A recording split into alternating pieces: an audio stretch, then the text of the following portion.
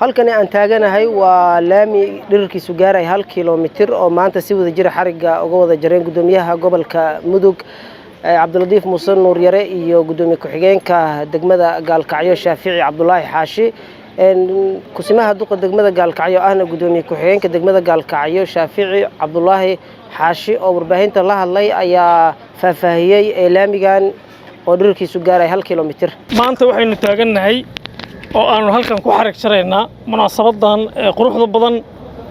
laba wado oo kamid ah laamiyadii ka socday ee magaalada runtii labadan wado oo shaqadooda muddooyinkii u dambeysay ay socotay ayay maanta noqotay maalintii laga jari lahaa xariga waxaanu u mahadcelinaynaa cid walba oo ka soo qayb qaadatay oo hawshan ay ugu horeyso dawladda dhexe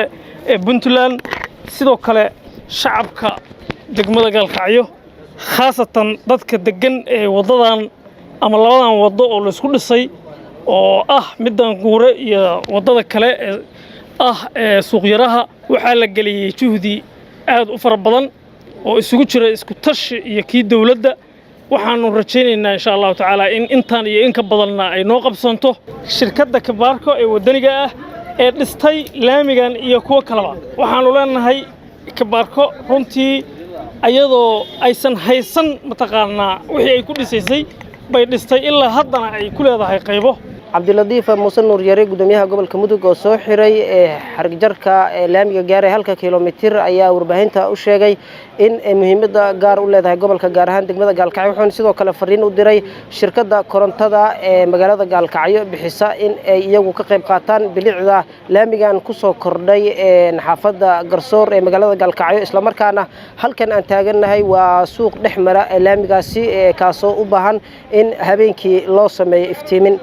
runtii waa horumarkii ay Gaalkacyo ku tilaabsanaysay oo dhinaca amniga iyo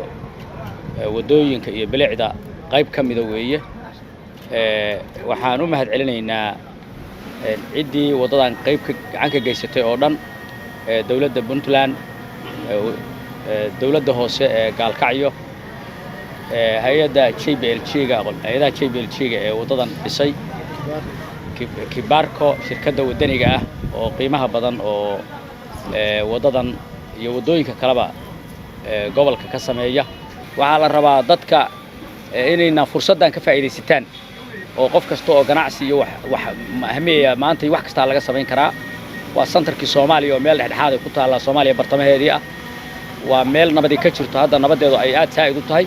oo meelaha ugu nabadda badan ka mid ah Soomaaliya waa meel siyaasad ahaan fiican oo dadka wada deganay dad isku wanaagsan oo aan dhibaatadii ka dhaxbaxday ay yihiin oo colaadihii iyo shidooyinka ka soo marteen horumarkaas marka waxa la rabaa cid kasta oo businesskeeda iyo inay horumarsan rabtaa hadii Gaalkacyo fursado leedahay hoteeladii waaweynaa iyo maqaayado waaweyn iyo isbitaalada iyo iskuulada maaragtay caalamiga iyo ciddii waxameeyso dhan Gaalkacyo meel aad uga faa'iideysan kartaan weeye ku soo rogmada oo dib ugu soo noqda waliba khaasatan dadkii reer Gaalkacyoodka ahaado sanadihii la soo dhaafay kala baxay xoolahooda hadee Gaalkacyo waa u jeedaan waxaan horumar ahayna kama jiraan marka xoolihii soo celiyay hadiista Afrika geyseen iyo kuwa meelaha fageyseen noo soo celiyo keena gobolka Yusuf Maxamed Axmed warbaahinta MMTV magaalada Gaalkacyo